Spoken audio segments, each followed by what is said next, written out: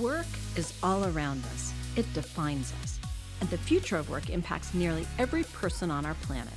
The ILR School at Cornell University is at the center of work, labor, and employment, influencing policy and practice on the most pressing issues facing employees and employers. ILR School Dean Alex Colvin is the host of our series, Work, Exploring the Future of Work, Labor, and Employment, featuring discussion with experts on key world of work topics. In this episode, motivational speaker and writer Jon Gordon talks with Dean Colvin about workplace leadership. So one of the things I want to start off talking about is something that's been a really interesting change going on in the workplace. When we look down at places like Google, we're starting to see a lot of workers expressing their voice in the workplace. I was just down there last year, an event that was all organized by the engineers about a big policy issue at the company, and it's a really interesting thing we see going on. And it kind of begs this question of leadership by people who are just regular people at work, rather than a sort of major leadership role. And one of the questions I was wondering about is what makes it possible going forward for people to rise up to kind of leadership roles out of kind of regular rank and file employee kind of positions and employ their own leadership in making change in the workplace. Well, I always say that even if you influence one person, you are a leader. So when you are coming to work every day and you're surrounded by people, you're leading the people around you. So always start with leading those in front of you, have an influence on them. I call it love, serve, and care are the three greatest success principles of all, the three greatest leadership principle.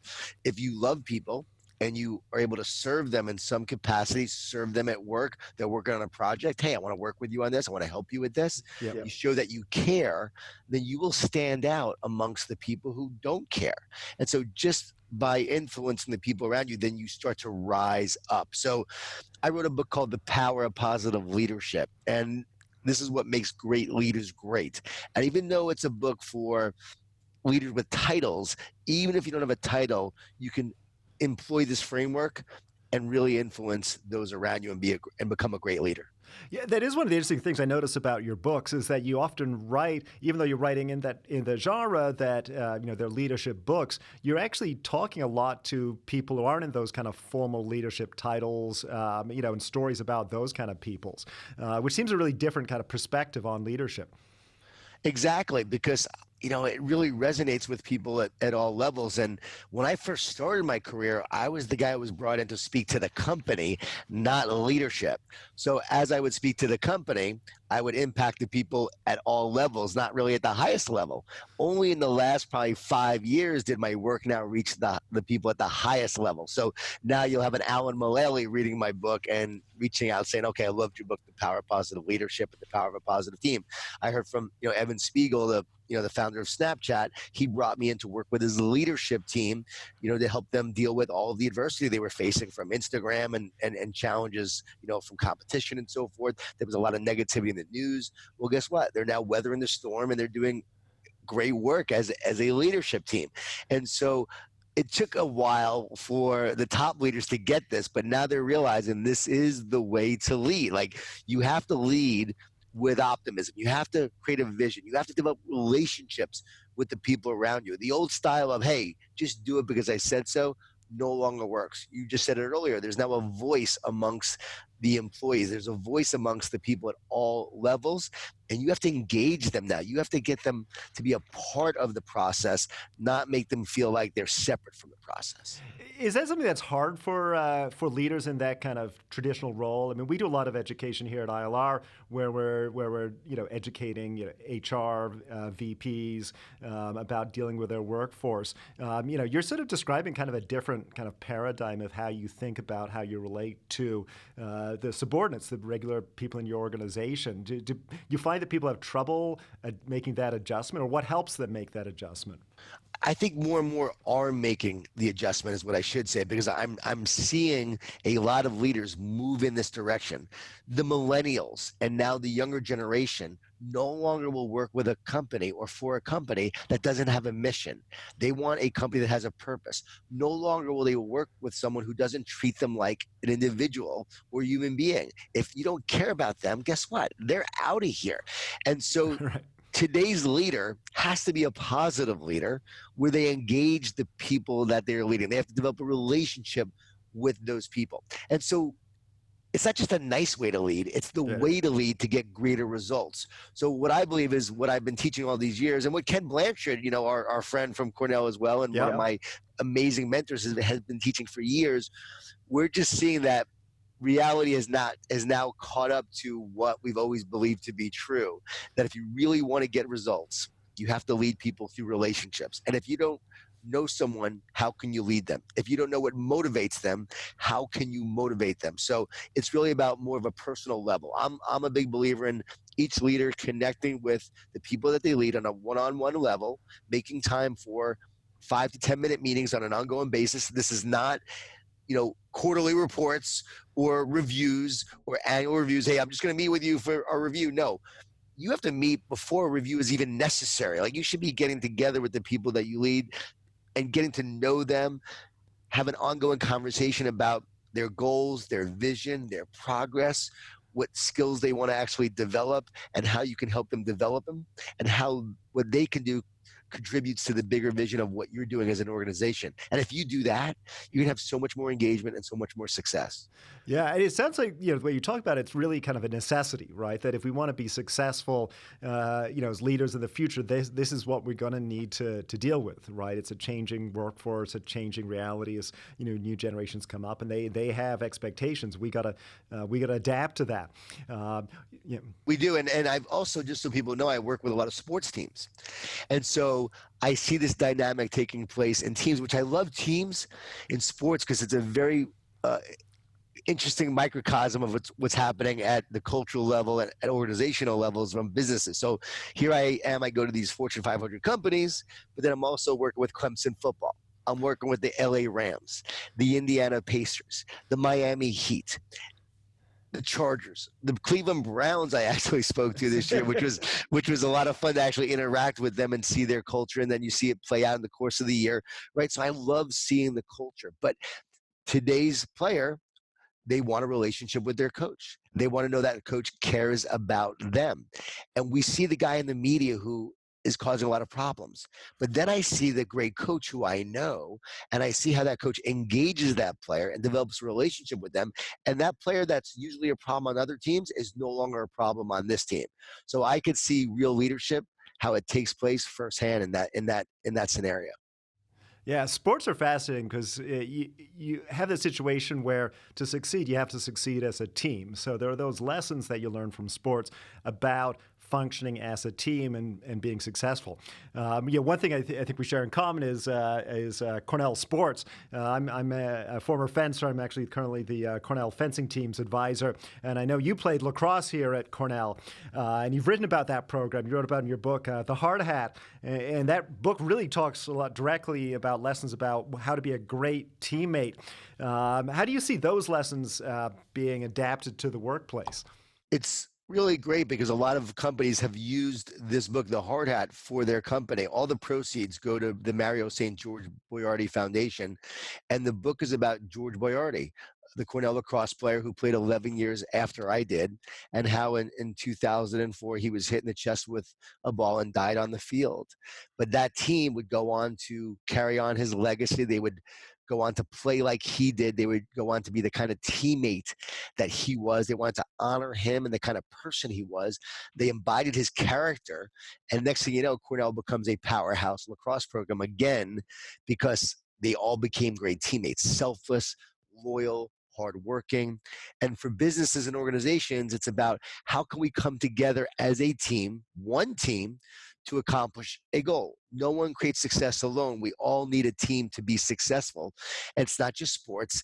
Every great accomplishment was done by a team. And so I studied this in my book, The Power of a Positive Team, where I discuss what makes great teams great. And I looked at all the great teams that have accomplished amazing things. Well, not all of them, but a bunch of them. And you see that it is through the dynamic of being great teammates, of having emotional and psychological safety, right? Where there's trust, where there's connection, where there's then commitment, knowing that you will never have commitment without connection.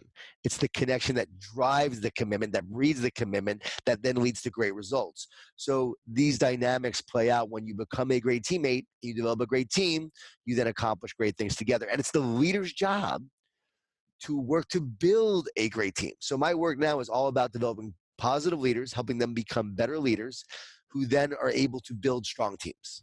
It's a really fascinating kind of idea that we learn these lessons when we're doing in the sports world, and many people do it in high school or even in college if they're lucky enough. But carrying those lessons forward to the workplace, right, and not treating the workplace like we're all a bunch of little individuals, but really is like a team, and that being a teammate's really critical to showing that kind of leadership that's going to make the organization succeed.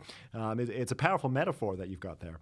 It really is. It's funny now. I've spoken to so many college athletic programs over the years, and then I'll go into businesses to speak, and I'll have people come up to me and say, hey, you spoke to me when I was at Notre Dame. You spoke when I was on the Cornell lacrosse team, and you spoke to, our team, blah, blah, blah. And now I'm at this company, and you know what? The same principles apply. It's so funny because they see firsthand how the same principles apply in sports and also in business. And so what if you've done fencing, or if you've done any sport with any team, even a golf team that's considered individuals, and fencing you're competing individually as well, you still are part of a team. And anyone who's ever been a part of a team is now better able to go into a work environment and work more effectively with that team. One of the things I think is really interesting to think going forward is, this vision you're talking about is definitely, a more sort of egalitarian, team-based workplace. But, and thinking about what does that mean then for how we think of the future about our companies, our strategies. And we had this kind of very, shareholder just make money kind of focus, right? This seems like a really broader vision of the mission of organizations and working together for success in the future. I believe that the future is not going to be accomplished individually, although we're becoming more and more individual focused. But even through all the social media where we're very individually focused, I see the future that it really will be accomplished by people working together in teams. And it's going to be where we have more virtual teams working together. And they have to figure out a way when they're working virtually across the globe, how to work together in a virtual environment where you're not always connecting person to person. It's probably the greatest question I get. The most common question I get is, how do you become a connected team when you're working in a virtual environment? And it really just takes more effort to make sure that you're connecting using the latest technology to do so. But now with Skype and Zoom and all the tools that we have that a lot of software companies have created, those are really efficient and effective tools to create that connection. But nothing is as effective as actually meeting in person and developing that personal relationship. I don't care how much technology changes. If we're human, it's always going to be about the personal relationship. Can I trust you? And do you care about me? Yeah, it's interesting you talk about the virtual teams. One of the things I felt really old last year. I was at a conference and it was talking about sports and teams, and there was a whole session on the esports world, which made me feel dated really quickly. But it was pretty fascinating how, even in that esports world, these were all like mostly college or recent college kids, they were forming teams, competing in this esports world, and they were interacting like teams that I was used to in that kind of regular physical world of competition. So it seems like it's extending out. It is in all areas. And what's really a big topic that comes up a lot today is collaborative leadership as well. I believe collaborative leadership, where the leader is now working with their people, where he or she is working with her team to develop a stronger team. Alan Mullally talked a lot about this. I've talked a lot about this with Sandy Barber, who's the Penn State athletic director. It's more about, hey, what do we want to do? What do we want to accomplish? Where are we going? Rather, where in the old days it was, this is where we're going. Are you on my bus or not? I rode the energy bus in 2007. If I could do it again, George says to his team, hey, here's our vision. This is where we're going. Are you on my bus? In today's economy, in today's world, and where we're going, I would say, hey, where do we want to go? And let's go there together. Are we going to see a new energy bus follow-up? No, no, because it's become in many ways a classic, and a lot of people are, and I still think it's very effective for that one person to say, where do I want to go? And I have to build a team here around me to go there. You know, I'm just giving a little nuance, but when I wrote The Power of Positive Leadership, that was everything I've learned over the last 12 years working with all these different leaders and teams. So that pretty much fills all of the practical ideas and practices and principles about what makes great leaders great. And so these are really concrete ideas that are being used that you can use. And it's not saying, hey, use all of them, pick what works for you and your team, get some good ideas, and then go out and start implementing them, and you'll see results. Yeah. Well, you've been an incredibly prolific author, and I think our listeners will be looking forward to the next offering from the Jon Gordon authorship, because you've got some really fantastic ideas that I think people are going to look forward to hearing more from. Thank you so much. I appreciate you having me. Yeah. Thanks very much for being on the podcast. Thank you for joining us for Work, exploring the future of work, labor, and employment. In our next episode, Dean Colvin talks with Randy Weingarten, president of the American Federation of Teachers. Again, thank you for listening, and learn more about ILR by visiting us on the web at ilr.cornell.edu.